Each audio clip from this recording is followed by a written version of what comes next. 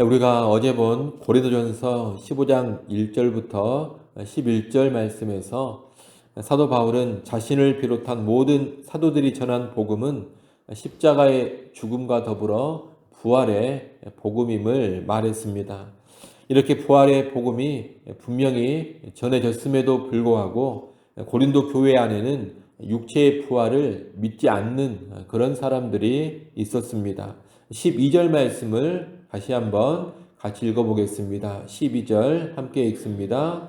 그리스도께서 죽은 자 가운데서 다시 살아나셨다 전파되었거늘 너희 중에서 어떤 사람들은 어찌하여 죽은 자 가운데서 부활이 없다 하느냐. 이것이 고린도 교회의 또 하나의 문제였습니다. 부활이 없다고 주장하는 사람들이 교회 안에 있는 겁니다. 이들은 보편적인 세상의 경험, 인간의 이성의 근거에서 죽은 자가 부활한다라는 것을 믿을 수가 없었습니다.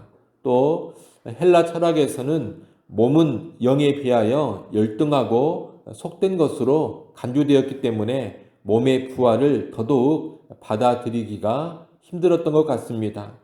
이들은 복음의 증거보다 자기들의 이성이나 세상의 철학을 더 우선시하는 태도를 보이고 있습니다.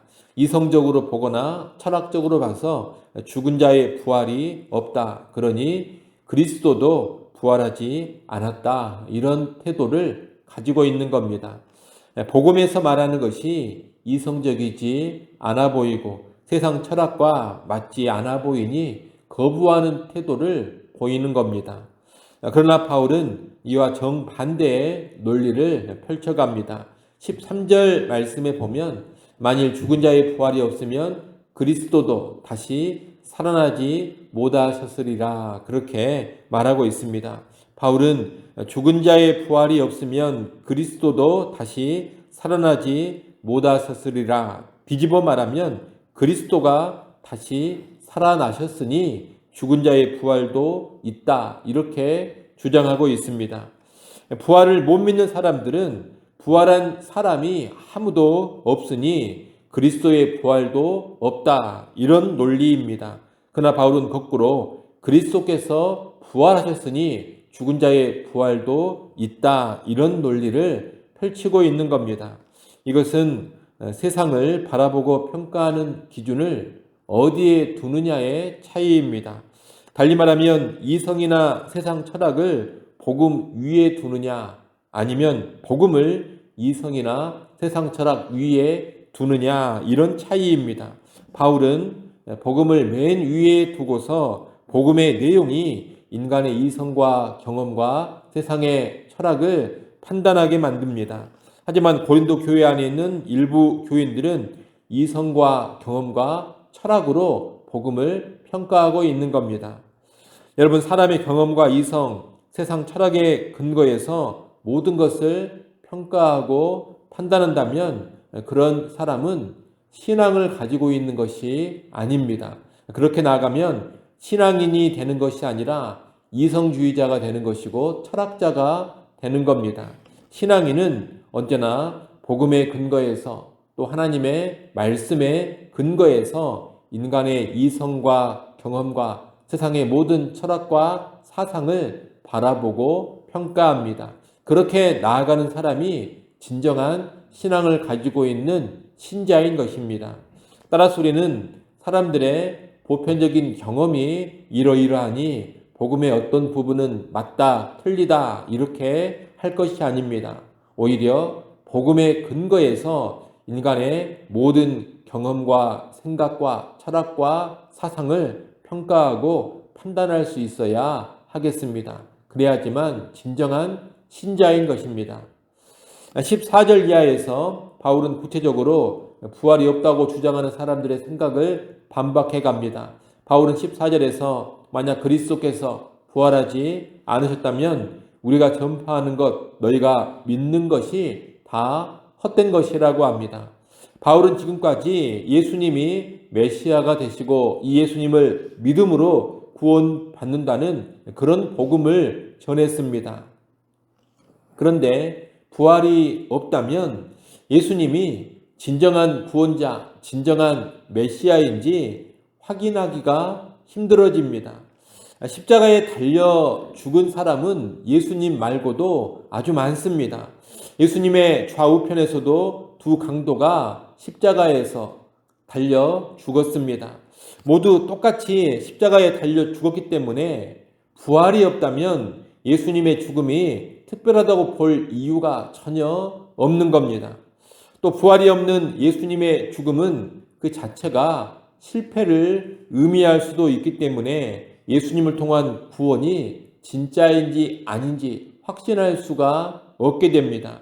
부활이 없는 상황에서는 예수님이 메시아, 구주라는 것, 그리고 예수를 믿으면 구원받는다는 것이 착각일 수도 있고 근거 없는 자기 확신일 수도 있는 겁니다. 이렇게 부활이 없다면 예수님이 메시아, 구주라는 것도 근거 없는 이야기가 되어버리고 예수 믿어 죄사함 받는다는 것도 다 근거 없는 이야기가 되어버립니다. 그래서 부활이 없다면 바울이 전하는 복음도 헛된 것이 되어버리고 고린도 교회가 믿는 믿음도 다 헛것이 되어버리는 겁니다. 이어 15, 16절에서는 부활이 없다면 우리는 거짓 증인이 되어버린다 라고 바울이 말합니다. 지금까지 바울은 예수 그리스도께서 부활하셨다는 부활의 복음을 증거하고 다녔습니다. 그런데 그리스도께서 정말로 부활하지 않으셨다면 바울은 그동안 거짓말을 하고 다닌 것입니다. 하나님이 하시지도 않은 일을 하셨다고 전하고 다닌 그런 거짓 증인이 돼버린다는 겁니다. 이것은 단순한 거짓말을 한 것을 넘어서서 하나님까지 기만하고 하나님까지 이용한 그런 모습이 되어버립니다. 참으로 심각한 죄를 저지른 것이 되는 겁니다. 하지만 하나님은 분명히 예수 그리스도를 다시 살리셨습니다. 부활은 분명한 역사적인 사건입니다. 그리고 이렇게 그리스도가 부활한 것은 죽은 자가 살아나는 일이 있다는 것에 대한 강력한 증거입니다. 육체의 부활이 있기 때문에 하나님께서 그리스도를 정말로 몸으로 다시 살리신 겁니다. 이 모든 일이 사실이기 때문에 바울은 결코 거짓 증인이 되지 않는 겁니다. 17절, 18절은 부활이 없으면 우리가 죄 가운데 멸망할 것이다. 바울이 또 그렇게 말합니다. 부활이 없으면 우리의 믿음이 헛된 이유는 죄사함이 확실해지지 않기 때문입니다. 우리의 죄 문제는 십자가의 죽음과 부활을 통해서 완전히 해결됩니다. 그리스도의 죽음과 부활은 죄 문제 해결이라는 동전의 양면과도 같은 겁니다. 예수님께서 우리 죄를 대신 지시고 십자가에 달려 죽으시기는 했지만 만약 부활하지 않으셨다면 여전히 죄의 권세, 사망의 권세는 강력한 힘을 가지고 있는 겁니다. 만약 부활이 없다면 예수님께서 우리 대신 십자가에서 죽어주시기는 했지만 예수님 역시 죄의 권세인 사망에 계속해서 매여 있는 그런 상황이 되어버립니다. 그런 상황은 죄의 문제가 완전히 해결된 것이 아닙니다. 오히려 죄와 사망이 여전히 위세를 떨치고 있고 예수님까지 사망의 권세가 붙잡아 두고 있는 그런 모양새가 돼버리는 겁니다. 그러니 부활이 없는 상황에서는 죄 문제가 완전히 해결되었다고 결코 말할 수가 없는 겁니다. 하지만 부활을 통해 사망이 깨져버림으로써 우리를 지배하던 죄가 완전히 무력해져 버렸습니다. 그리스도는 죄의 권세, 사망의 권세를 다 이기셨고 그 그리스도로 인하여서 우리 역시 죄 문제를 완전히 해결받고 죄로부터 자유함을 누리게 되는 겁니다. 그러므로 부활이 없다면 죄 사함의 복음이 될 수가 없고 부활이 없다면 우리는 여전히 죄의 권세에서 제대로 벗어나지 못한 것입니다.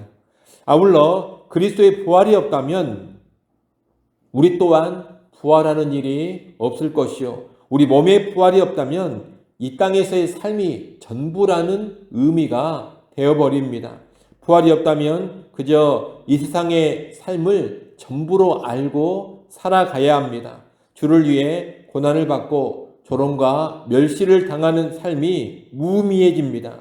부활이 없다면 주의 복음을 위해 고난 중에도 수고하고 희생한 사람들이 가장 불쌍한 사람들이 돼버릴 겁니다.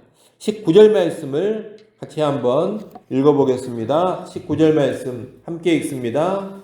만일 그리스도 안에서 우리가 바라는 것이 다만 이 세상의 삶뿐이면 모든 사람 가운데 우리가 더욱 불쌍한 자이리라. 아멘. 부활이 없다면 이 말이 정말로 맞습니다. 그러나 부활이 있기에 주를 위해 살고 복음을 위해 고난받는 것이 의미가 있어집니다. 부활이 있기에 세상과는 다른 가치로 세상의 풍조를 거스르며 살아가는 것이 의미가 있고 헛되지 않습니다. 부활이 있기 때문에 좁은 길을 소망을 품으며 갈 수가 있는 겁니다. 부활이 없다면 가장 불쌍한 사람들이 좁은 길 가고 십자가 지고 가는 신자들이지만 부활이 있기 때문에 신자들은 실상 가장 지혜로운 사람들이요, 가장 영광스러운 사람들인 겁니다. 여러분, 부활은 기독교 신앙의 핵심입니다. 부활이 없다면 우리가 전파하는 복음도 무의미하고 우리가 믿는 믿음도 의미가 없습니다. 우리의 죄 문제도 결코 해결되지 않고 우리의 모든 수고와 희생도 무의미해집니다. 부활이 없다면 굳이 예수를 믿을 필요도 없고 굳이 예수를 위해 살 필요도 없고 예수를 따라 십자가를 지고 좁은 길로 갈 필요도 없습니다. 그러나 예수 그리스도는 분명히 부활하셨습니다. 그리고 우리 또한 몸으로 부활하게 될 것입니다. 그렇기 때문에 그 모든 것이 의미가 있고 가치가 있는 겁니다. 이런 내용을 잘 기억하시고 오늘 하루를 살아가실 때에도 부활에 대한 믿음과 소망으로 살아가시기를 바랍니다. 부활하신 예수 그리스도께서 지금 내 안에 살아계시고 그 부활의 능력으로 나를 짓누르는 모든 죄의 권세가 다 깨졌습니다. 그리고 이제 훗날 나도 주와 함께 부활하여서 영광 가운데 있게 될 것입니다. 이런 믿음과 소망으로 살아가는 우리 모두가 될 수 있기를 간절히 바랍니다. 기도합니다.